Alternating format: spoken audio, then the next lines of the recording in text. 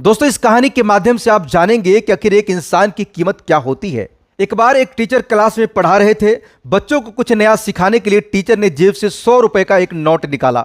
अब बच्चों की तरफ वो नोट दिखाकर कहा, क्या आप लोग इसे बता सकते हैं ये कितने रुपए का नोट है? सभी बच्चों ने कहा 100 रुपए का नोट है।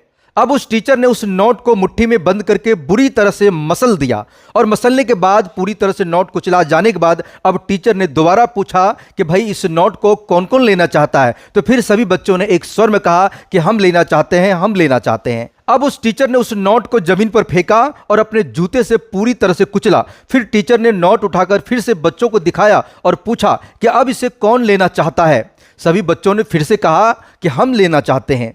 अब टीचर ने कहा कि बच्चों, आज मैंने तुमको एक बहुत बड़ा पाठ पढ़ाया है। ये 100 रुपए का नोट था। जब मैंने इसे हाथ से कुचला तो ये नोट कुचल गया, लेकिन इसकी कीमत 100 रुपए ही रही। इसके बाद जब मैंने इसे जूते से मसला, ये नोट गंदा हो गया, लेकिन फिर भी इसकी कीमत 100 रुपए ही रही।